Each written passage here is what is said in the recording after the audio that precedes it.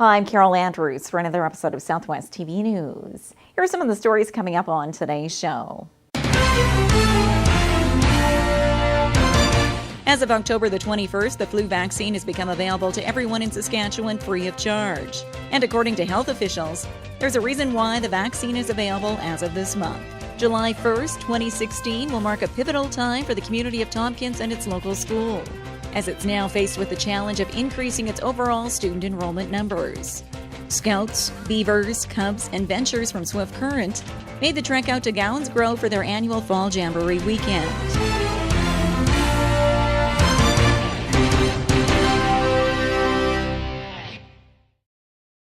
Thanks for joining us here today. The annual flu season is here, and health regions across the province are now offering free flu shots. We have more in today's top story. With the crispness of fall in the air comes the daunting reminder that winter is on the horizon, and so is flu season.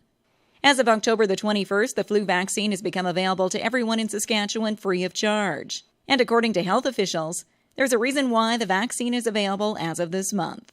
When you get the vaccine, of course, you're not immune the next day. It takes about 2 weeks to build up the immunity. At the same time, we tend to see the most activity with the influenza virus November to around March.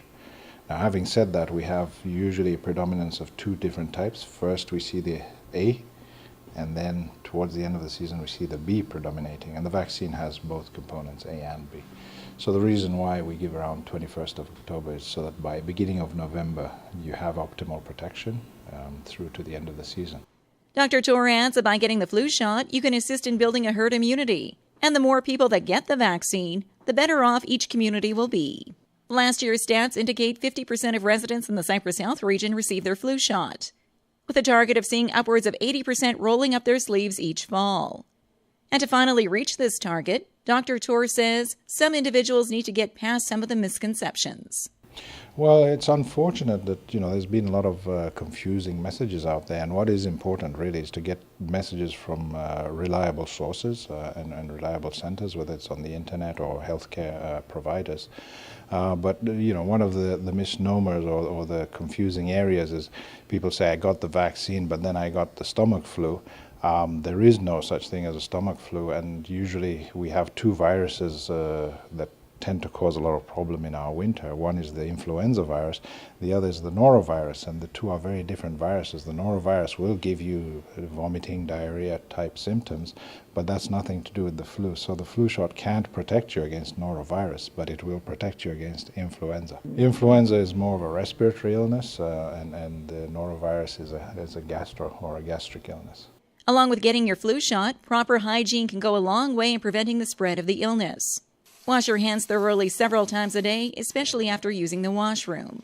And clean hard surfaces on a regular basis, as germs can be found everywhere from doorknobs to countertops. Flu vaccine clinics are scheduled throughout the region in the coming weeks, with a full schedule available on the Cypress South Region's website or by calling the influenza hotline. The vaccine is also available from many physicians' offices and pharmacies. However, there may be a fee associated with this service.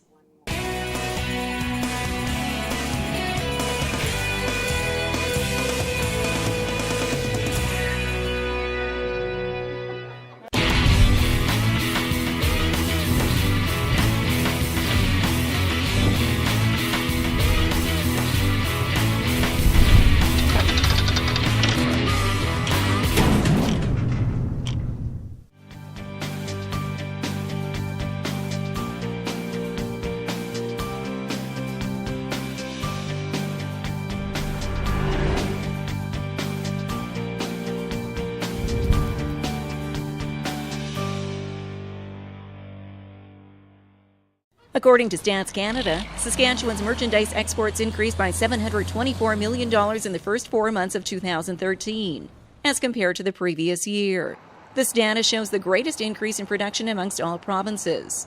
With this increase in numbers comes the need for more routes of transportation to export Saskatchewan's products. One of the province's main export partners is the U.S., but with limited routes into the country, the need for a Western trade corridor increases. A group in the U.S. dedicated to creating a trade corridor from Mexico to Canada is the Ports to Plains Alliance. This is a non-profit, community-driven advocacy group dedicated to promoting economic security throughout North America's energy and agricultural heartland. Joe Keeley is the Vice President of Operations and explains the need for the trade corridor into Canada. Saskatchewan is exporting about $1.9 billion to the 10 U.S. states in the Ports to Plains corridor, including Mexico. That compares to China at about 1.7 for its entire exports. So we're a larger export market than the next largest country that Saskatchewan exports to. In order to continue to export these products efficiently, quicker routes must be available. The number 4 highway would be part of the Ports to Plains trade corridor, but there are some local issues that must be addressed before this project can become possible from a Canadian standpoint. First, our border crossing into the U.S. must be a 24-hour operation, as opposed to its current 13-hour format. Secondly, there is an 80-kilometer stretch of highway near the Cadillac area that is not primary weight to support transport trucks. Swift Current City Councillor Ryan Plewis has been working closely on this project and describes the logistics that are involved in a trade corridor. The context of what we're talking about with the number 4 highway, we're obviously talking about truck traffic. A trade corridor, though, is more than that. It's more than just the infrastructure. It's hotels, it's service stations, it's whether it's tire shops or whatever. It's everything that supports infrastructure and trade. In this case, again, north to south. Another stakeholder involved in the project is Community Future Southwest. Playing a pivotal role since the project's inception in 2009, Community Future Southwest has rallied politicians, communities, businesses, and organizations as supporting partners. General Manager John Parker explains how the provincial and federal governments play a factor in the outcome of the project and why this could affect Saskatchewan for years to come. Because we're dealing with 2 separate factors. I mean, when you talk about a 24-hour commercial port, you're talking federal, and that's a federal jurisdiction. And you're talking the highway improvements, it's a provincial entity. We are in a boom economy and a growing economy, and I think that it's important we recognize that we have to spend money in that kind of an environment in order to make sure we are capitalizing on all of the assets to grow the economy in the whole province, not just the Southwest. Thanks to Community Future Southwest, the Ports to Plains Alliance, and the support of communities across the region, improvements to the number 4 highway and the possibility of a 24-hour border are becoming a reality. Saskatchewan's economy is booming, and projects such as the number 4 highway corridor will assist in keeping the positive momentum into the future.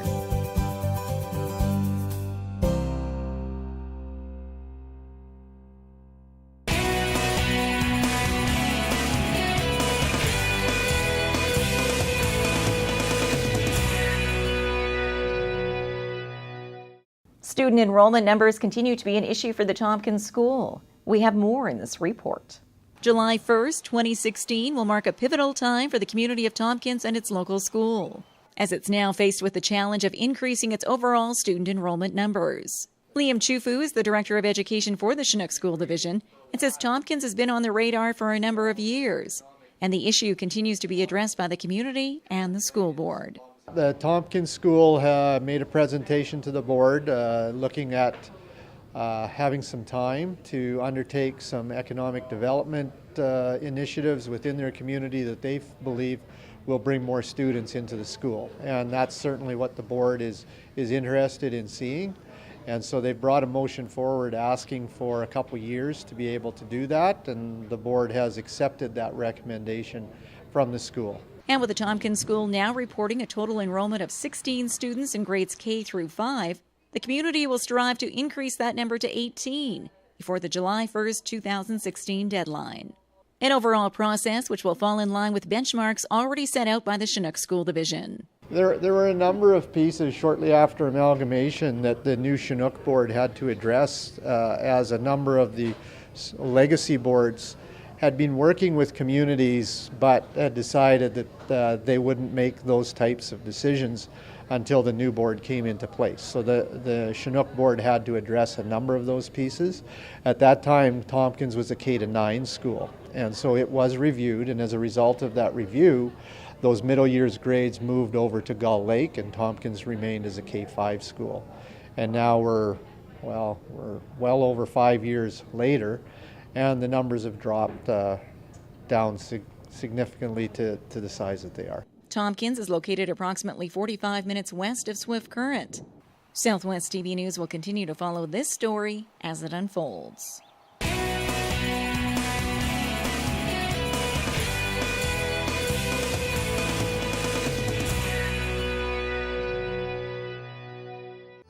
W.W. Smith Insurance has reached a milestone as it celebrates its centennial.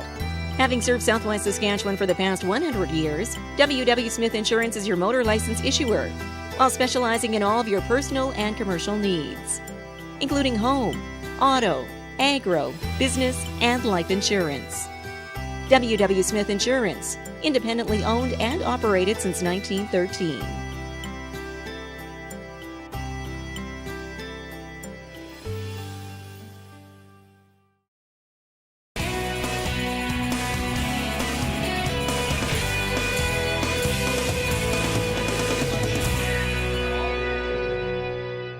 The Swift Current Scouts recently had a chance to chat with other members from around the world.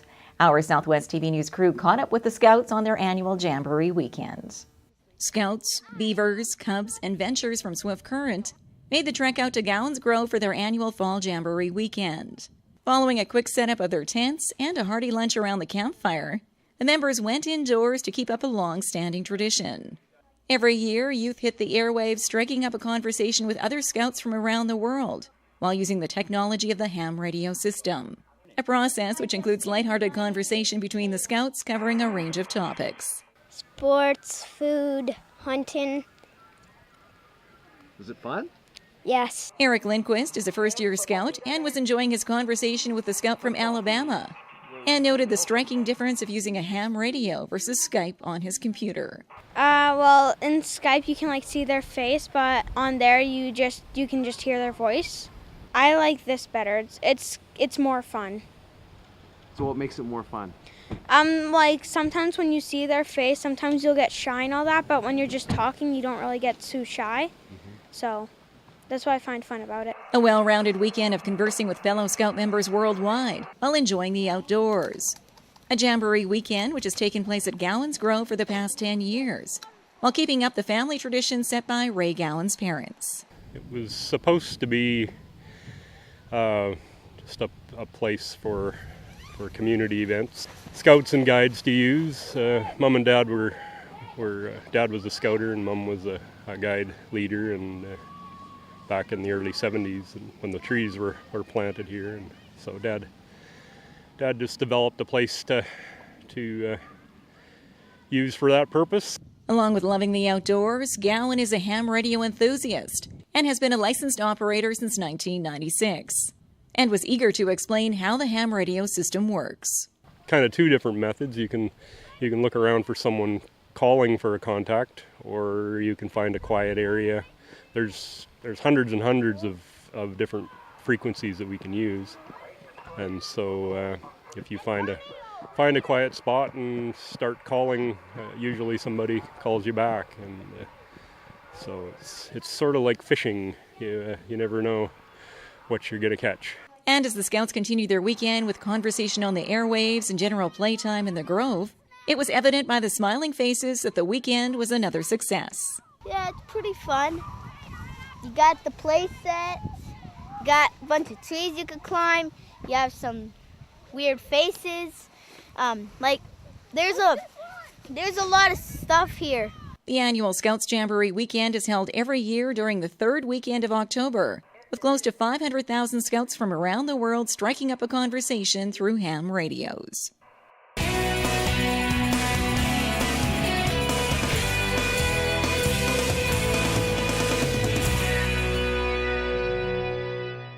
Well, this brings to a close another episode of Southwest TV News, reporting the stories that matter to you. We always welcome your news tips. You can always reach us here by phone at our studio or by email to contact us at southwesttvnews.com. Also, be sure to join us daily online for the latest news from across Southwest Saskatchewan and so much more at mylocaltv.ca. And be sure to follow us on Facebook, Twitter, and Pinterest. Thanks for joining us here today. I'm Carol Andrews.